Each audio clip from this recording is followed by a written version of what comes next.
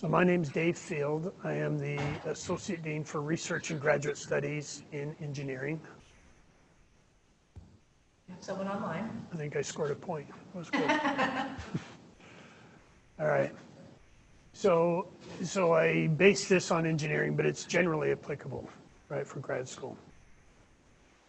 And this thing, I don't know if you've heard of these PhD comics, but grad students love these things, and so they're all over the place. And I threw a couple up there just to amuse myself. So graduate education, you have, typically you have the option of research or course-only graduate degrees. So course-only graduate degrees, there's a number of them. Typically, they are designed for working professionals. So people who are working and then they want a master's degree to get kind of a step up above their peers. And it could be in, I listed a couple in the engineering field, but it could be MBA or it could be, non-thesis masters in almost any field.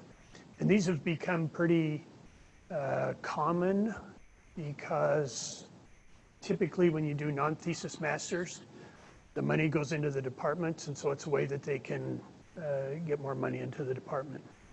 So a lot of times standard tuition for undergraduates or grad students doesn't necessarily go in, but for these kind of programs it does.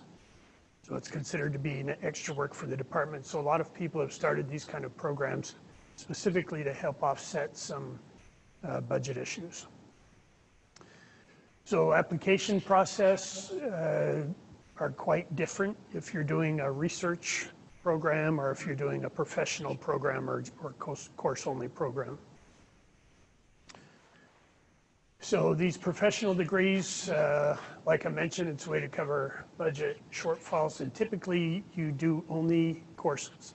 Sometimes they'll make you do a kind of a final experience or capstone type experience like you would do as a senior for your degrees, but mostly it's just courses. And if you do some kind of culminating experience, then usually it's pretty simple and probably based typically on what you would be doing in your workplace anyway, but maybe it's something you would define specifically, because there's a lot of people also that just get a bachelor's degree and then they want to be more competitive against the other people with bachelor's degrees, so they'll go straight in from their bachelor's into a master's program and do a course only. And the way you do those pretty much is like you would apply as an undergraduate. So you have to take a lot of times you have to take a GRE, a graduate record examination, so the graduate school test, and then you submit your grades and you're selected among those. See if there's something else. Self-funded, typically it's self-funded or funded by the company. Now, depending where you are specifically, what kind of degree you get. So research-based in engineering, typically the funding is coming from the department. Either the department's paying for you either to be a TA, or you're getting paid directly by a professor as a research assistant. Career in research, and I have some slides at the end, we can talk about what that maybe means, career in research. But typically if you want a career in research, it's only going to be for if you've done research, and sometimes you can get in after a bachelor's degree if you had a lot of research experience, or sometimes if you do a master's or PhD, then you're specifically targeting those kind of careers in research. Okay. What I state there in bullet number 2, that typically a graduate assistantship covers tuition and a monthly stipend. And that is almost universally true in engineering for either research or teaching assistantships. In the sciences like chemistry or physics or math, there's so many undergraduates that are taking some of those classes, it's almost all TA, because almost all of them come in for TA. And the same is true with any degree that has a large freshman or sophomore cohort. So, freshman psychology or whatever freshman classes where there's a lot of students, English, there'll be a lot. So there'll be a lot of TAs being sought after for those positions. So typically your tuition is covered and your some monthly stipend, which may or may not be enough to live on, depending where you are and what the department is offering. Obviously, you have to write a thesis. So that means you're doing some kind of research project.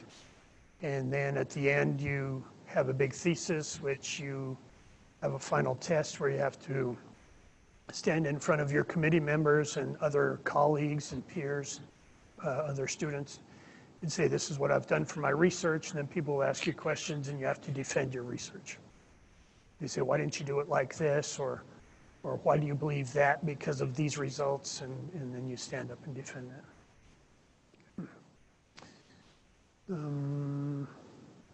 A lot of times it involves publishing papers.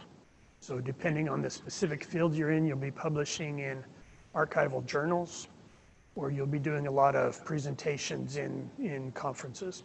There's some fields where they feel like if you take the time to publish a paper, then it's already too old by the time it gets published. And so going and delivering it at a conference is the main means of communication of the results. So that depends on the field also. So then I put a few considerations of what you should think about, either if you would like to work in a TA or an RA, if you want to do a master's or a PhD, the difference between those is pretty distinct.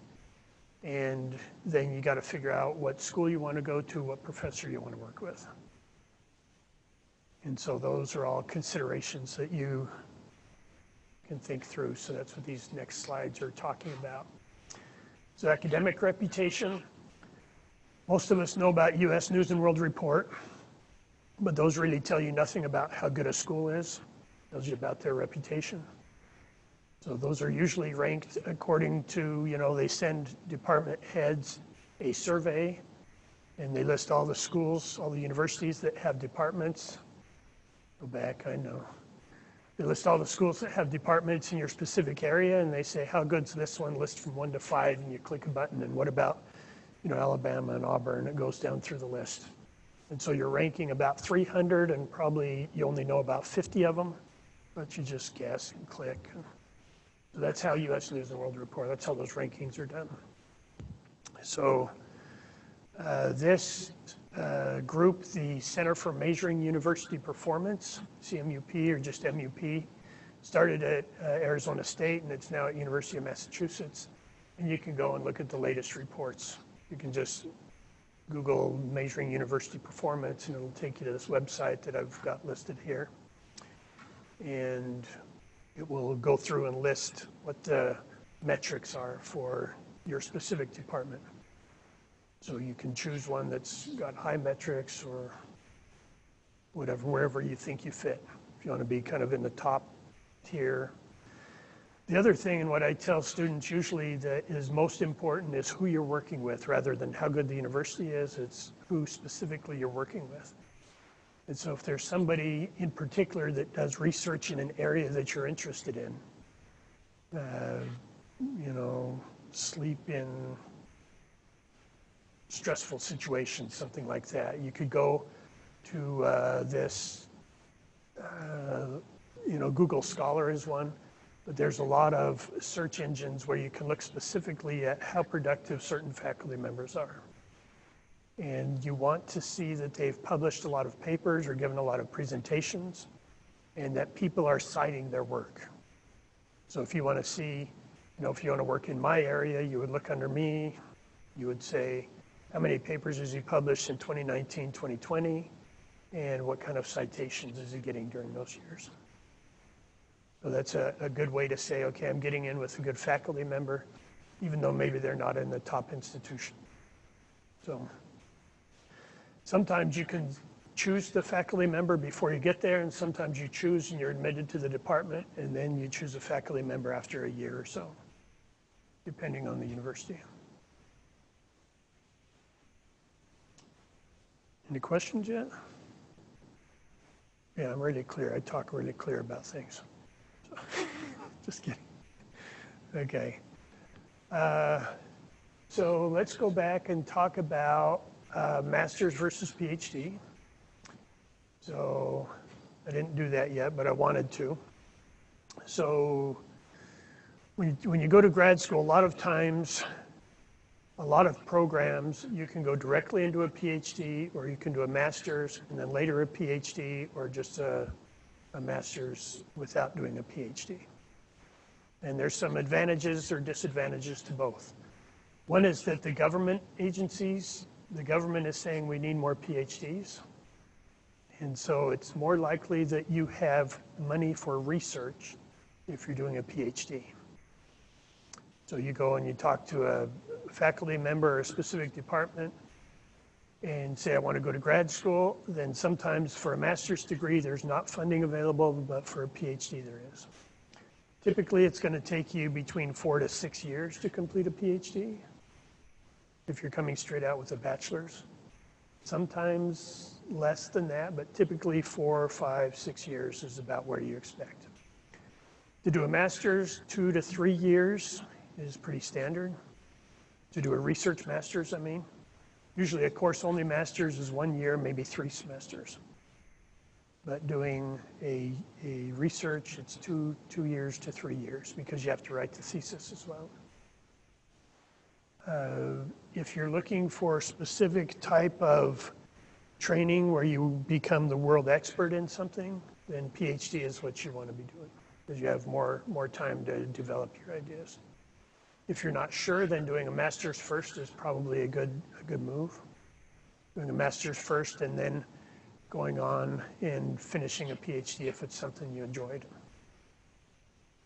So that was my experience. I went into graduate school thinking, yeah, graduate degree might be fun, but I wasn't quite sure, so I said, let's do a master's. I didn't have research experience as an undergraduate, which is something Shelley's going to talk about as well. And so I went in, I immediately enjoyed it way better than I enjoyed my undergrad. Undergrad, you have a lot of pressure. You have 6 tests on the same day, or 3 tests and 2 papers due, and you're just kind of grinding through to get everything done and running as fast as you can. And in graduate school, it's much more focused. And so even though the work is difficult, it's much more focused, and you don't have all these demands from 20 different professors all at the same time. So for me, the first semester, I was burned out kind of after a bachelor's, frankly. But I was curious and interested in a master's degree, so I immediately really loved what I was doing. Finished that, and I actually went to a different school. So I went to 3 different schools for my 3 degrees.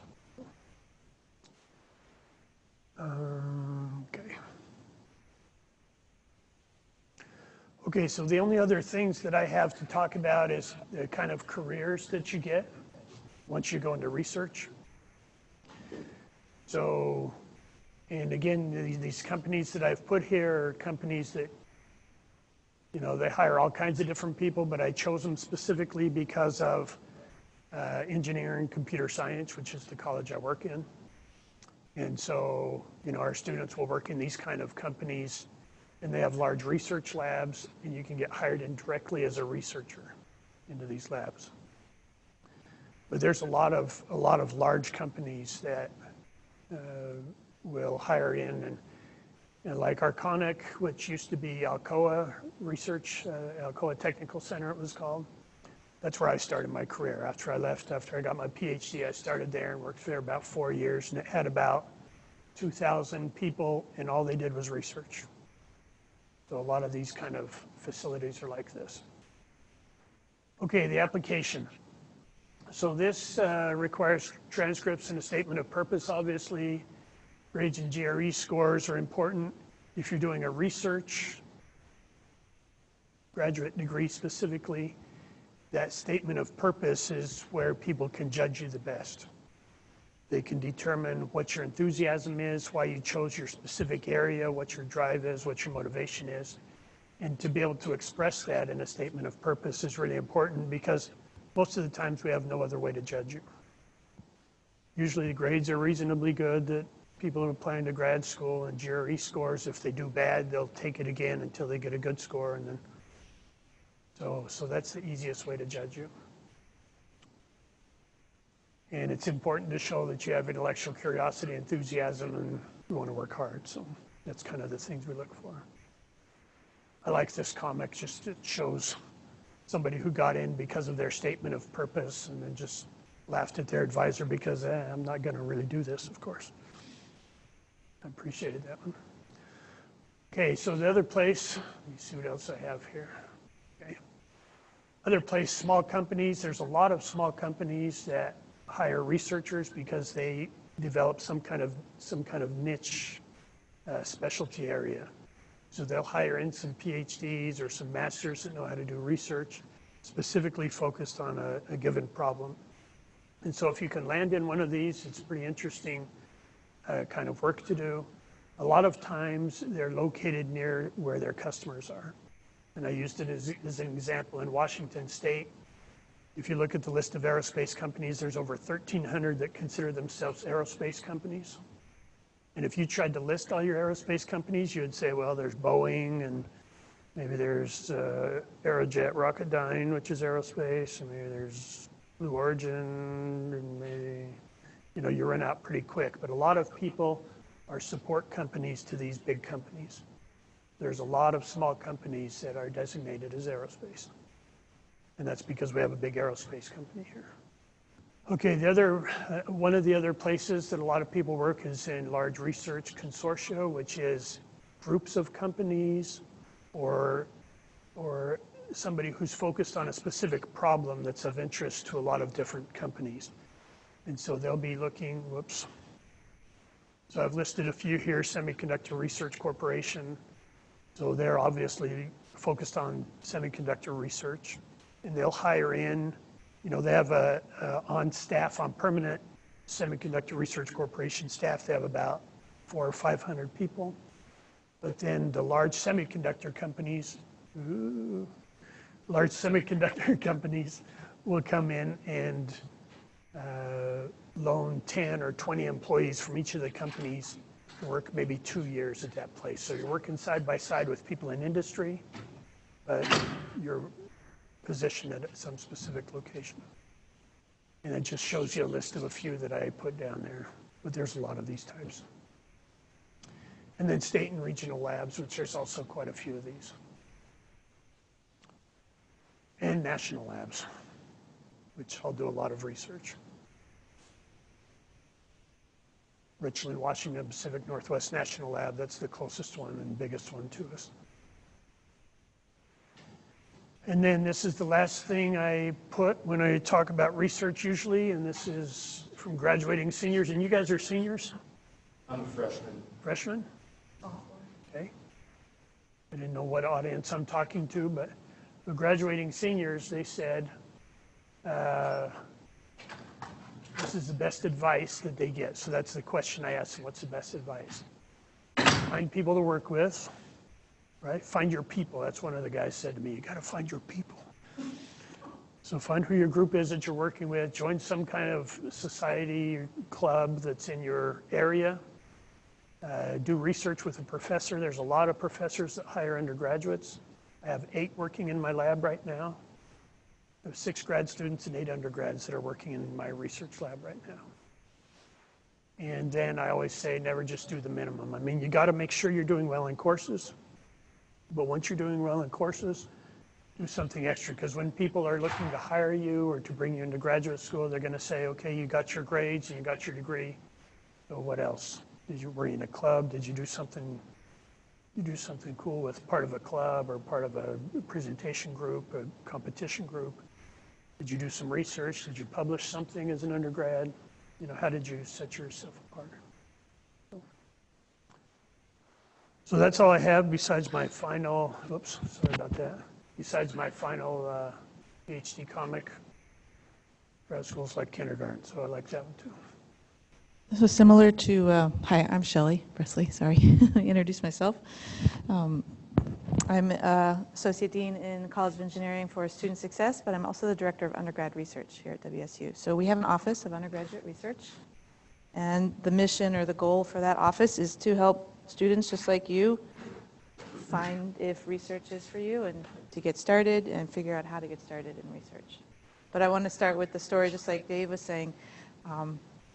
I finished my undergraduate degree, was really burnt out. Took me 5 years to get my degree because I had to switch majors in the middle. And And when I left, I was like, I'm done with school. No more, no more of that. I'm out of here. And I got a job, did consulting work for 4 or 5 years in an environmental consulting company, great big company, you know, a lot of cleanup for hazardous waste sites, things like that. And the company had a design team that was the ones that got to make the decisions on how to do the cleanup, not just implement it. And I really wanted to be on that team, and I couldn't without an advanced degree. So I was like, all right, I'll go back and get a master's degree, and I'll come back, and I'll work. And I knew I would be able to do that, go back to grad school, because I had done research when I was an undergrad. I'd spent a summer doing research, and it showed me that I enjoyed it, I liked it, it was exciting, but I was done with undergrad, I needed to get out. And so I went back and got my master's degree, had my foot out the door, ready to go back to that consulting company, and a PhD program that I was really excited about came up, and so I stayed for PhD. And I was about ready to leave, and then a postdoc opportunity came. So it changed my career, basically. The opportunity to go back to grad school changed my direction, my focus, where I was headed, and that happens, and life happens, right? You know, so don't think that you have to know right now what you're going to do for the rest of your life. It changes, and that's okay. Well, I'm glad to see that you guys are here as freshmen and sophomore. That's great, because you've got time to think about these things and get involved and join the clubs or do research, do an internship. Maybe that would answer your question, right? You do an internship with someone who has a CPA, and you spend a summer shadowing them and seeing if you like it, and then you do an internship with somebody else, you know, doing the other part of accounting, and that might answer your question about which way you go. Or you do research. That's another way too. So this presentation really just focuses on what kind of research goes on in our university. Undergraduates are engaged in all kinds of research. I'm not just going to talk about engineering, but when I talk about research, I really mean research, scholarship, and creative activities. So it's everything, not just STEM research. And so understanding what's been done and then taking that a next step is what research is all about. Looking to what we don't know, what we don't understand, what we can't explain, and trying to understand it and explain it in any field. In scholarship and creative activities, here's an example of a student in apparel merchandising, designing a fabric or a material to create a dress. That's her research and scholarship activity. We've got students that are looking at herpes virus, biological threats to security, national security.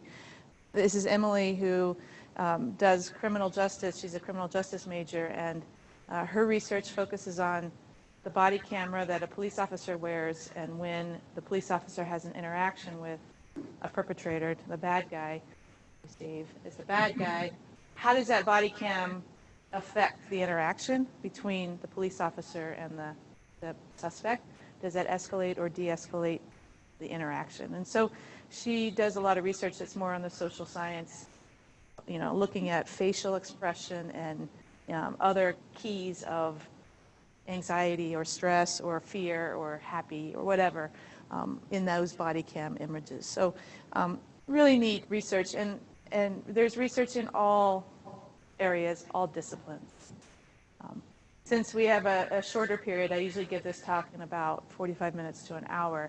I'm going to spare you the opportunity to think about this on your own. I'm just going to give you the answers. But one of the reasons is future career options, graduate school. See that one down, 2/3 of the way down? Research can really help you figure out if grad school is for you. If you try it here as an undergrad and you really enjoy it, then you're going to do well in grad school. If you get into it, and this happens, you get into undergrad research and you realize this is not for me, I can't handle this, the uncertainty or the lack of direction or focus or whatever, then yeah, maybe grad school isn't for you. And so that's okay too. But along the way, you're going to develop experience, get some good experience. It's going to look great on your resume. It gives you something to talk about when you go for those interviews, whether it's for a job or for grad school. You have something that sets you apart, just like being in a club or being in a leadership position.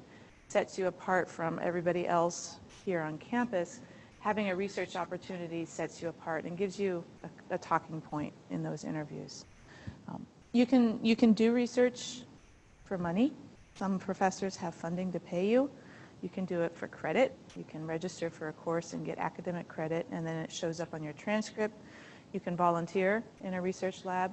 Those are all very viable ways to get engaged with research. We'll also talk a little bit about summer research opportunities as well. But along the way doing it, you'll see what it's like to be in grad school. You'll probably work in a lab, maybe with graduate students, and you can talk to them. What's it like being in grad school? What's it like working for Dr. Fields? You know, so there's lots of opportunities to network with graduate students as well as faculty when you're engaged in research. You're also going to have letters of recommendation that are going to be a little bit more meaningful. So when you apply for that job or grad school, you've got somebody, faculty member, that can write you a strong letter of recommendation because you've interacted with them over the course of a semester or 2 or 3 doing research. If you get to the point where you're presenting your research at these conferences and meetings, you have that opportunity as an undergraduate to present and travel where you're going to meet potential other faculty that are leaders in that field that could be a graduate mentor for you at another school. So it gives you an opportunity to get recruited, essentially, by other graduate schools that might be looking for grad students. The skills that you develop doing research, very similar to a lot of the other skills and you might see in your classes when you do some hands-on activities in the classroom, the critical creative thinking, teamwork, communication skills. This is Dr. Voiland in the atmospheric research group working with Christian, who just received a Fulbright scholar because of his research experience. He was competitive for a competitive distinguished scholarship. Here is a student that's communicating her research at CIRCA. I'll talk about CIRCA. So communication, both written and oral. You're going to develop the skills and the ability to talk about your research to a wide audience, right? You're going to be able to explain it to your faculty mentor, but you'll also be able to explain it to your grandmother and maybe your sister or brother. These are students that attended a meeting and presented their research. They went to ABRCAM's annual biomedical research conference for minority students, and they came back award winners. This is Colin on the left, who was best poster, best in show. I don't know what the award was, but came back with a scholarship and a certificate and something to put on his resume for his communication of his research at that meeting. So the Office of Undergrad Research helps in a lot of ways. The first thing I want to talk about is our website. There's a lot of information here. In particular, if you go to the part of our website that's talking about getting started, we have peer mentors. These are, I think of them sort of as a tutor, right? You have tutors for Chem 101 or stats or whatever classes you're taking. You can come in and meet with a tutor and talk about research. So these are students that have been around the block a few years here at WSU, and they are experienced researchers, and they can help you. You can schedule an appointment to meet with them and talk to them, ask them any question you want. How did you find your mentor? How many hours a week do you do research? How long have you been doing research here at WSU? What do you like about it? What's your advice about finding research opportunities? So these are some of our mentors. We have about 10. They have different majors. You can pick which mentor you want to meet with, psychology, bioengineering, biochemistry, mathematics. And they're available at any time to schedule a meeting and talk with them. CIRCA, I want to talk about that because it's coming up in a few weeks. The Showcase for Undergraduate Research and Creative Activity is what CIRCA stands for, and it is March 30th. And this is a campus-wide symposium only for undergrads to talk about their research. This is our 9th annual CIRCA. We have over 250 students that will be presenting research at CIRCA. And it's in the senior ballroom. and you're welcome to come. The door's open to the public at 3:30 to 5. Come, see what the students are doing, look at their posters, talk to them, ask them questions, find out how they found their mentor.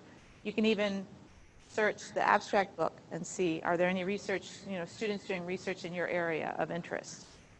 And then target onto those posters, say, this is exactly the kind of research I want to do. Who are you working for? How did you find your mentor? Can I come see your lab or whatever, So sometimes that's one of the best ways to get noticed or to get in, right, is to find the student that's working in the lab. They may be graduating in May, and here you come and say, can I take your place? And then they can talk to the faculty mentor and say, hey, I'm graduating in May, but I've got a friend that wants to do this too. Maybe they can step right in. So March 30th, Monday. It's not the Monday we get back from spring break following. But come on up to the senior ballroom and check it out.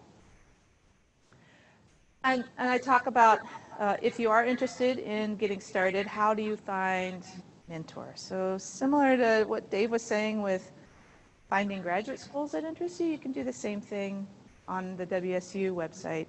Search faculty websites and look for what kind of research they're doing and what interests you. So I call it stalking faculty. It's kind of like your Facebook friends. You can stalk faculty on their website. You can use search keywords in the WSU search engine. But find a website and read about their particular research. Does it interest you? If so, think about contacting that faculty about opportunities to do research in their lab. So I teach a class called University 199. I don't think I have that in here, but I teach a class which is a basic research prep class. It's a 1-credit class. I teach it both fall and spring. And that class, we go through this process very, methodically, one step at a time. We talk about the research culture. We talk about what are the different faculty roles here at WSU and what are their titles, because if you reach out to somebody that is just a teacher, they don't do research, they're probably not going to be interested in mentoring you in research because their focus is primarily teaching. So who are the research faculty that are doing research? And how do you find out who they are? How do you identify them? And then how do you email them? How do you make a resume that will, exemplify your skills and your abilities in order to do the research? So we talk about that in the class. We also cover basic research skills. When I say basic, it's not how do you do this experiment in this particular lab. It's how do you find journal articles and read them efficiently for understanding what's been done before? How do you work in a team? How do you keep log books and notebooks regarding research? How do you create a poster? What does funding look like for research? How do you find funding? All those things that every student that does research would benefit from learning. It's not specific to just engineering or science. Other opportunities to find faculty on campus, looking at research seminars on campus, finding events where there's speakers, attend those things, get involved, get engaged, and see who is presenting and talking about their research. But find something that you're passionate about or you're interested in, because that's going to be something that really motivates you to do it. Is it something that you're interested in? If you're interested in doing research, but you're thinking, gosh, I'm already got a full load, I've got, 5, 6 classes, I can't take on more, think about summer. Summer opportunities are another great place to do research. So the Pathways to Science website is, I think, one of the best for identifying summer research programs. If you go to Pathways to Science, you'll see listings similar to this, where you can search for programs around research. And you'll notice at the top it's K through 12, undergrads, grads, postdocs, faculty. And so obviously go to the undergrad section and then search for programs that have research opportunities. Many programs across the country will list their opportunities there. And one of the most common opportunities is called a NSF REU. National Science Foundation is NSF, and REU stands for Research Experience for Undergrads. These are specifically STEM only. There is a social science component. NSF considers social science a STEM major, but you're not going to find accounting or other accounting-like things. But these programs are for faculty or universities to host on their campus. They provide funding to bring a student to the campus full-time for the summer, usually about 9 weeks during the summer to do research full-time. And the grant or the program will cover housing, travel, and a stipend. So typical stipends actually, they're getting bumped up. They're more like $5,000 to $6,000 for a summer. But this is a great way to try research in a real focused intensive period of time. It's 9 weeks. You'll be immersed in it. You'll be working side by side with 8 to 10 other students, all doing research in that area, different projects, but all similar themes or topics. And you get to travel to another university and see what it's like to spend a summer doing research somewhere else. So these programs, I will say many of their deadlines are now or yesterday. So if you're interested in this or thinking about it, definitely take a look at that, or maybe start thinking about this for next summer. Again, NSF REU also has a search bar or search location. They have a really nice system for searching just NSF REU sites. So here you can see the list of key topics that they have REU programs in, but you can also enter key search words and search for a specific topic.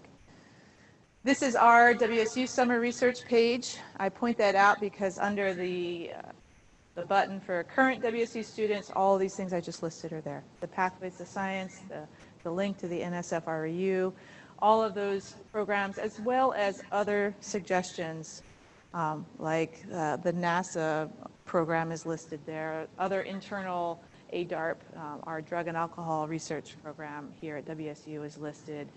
The SURF program, which is for pharmaceutical students in Spokane campus, is listed on that. So lots of other specific, discipline-specific programs are listed on our website. And then, like I said, WSU also runs REU programs. We have about 9 or 10 REU programs that will happen this summer here on the WSU campus. And so if you spend the summer here at WSU, may see that. You might see the 100 or so students that come to WSU from other universities that are here to do a summer research intensive experience. And they are part of WSU's research culture. They will spend 9 weeks. We put them up in housing here. At the end of the summer, it's usually about August 1st or 2nd, they'll do a poster symposium and have a poster session to present what they did over the summer. So many of the faculty within our college and within the university will be mentoring students as part of that program.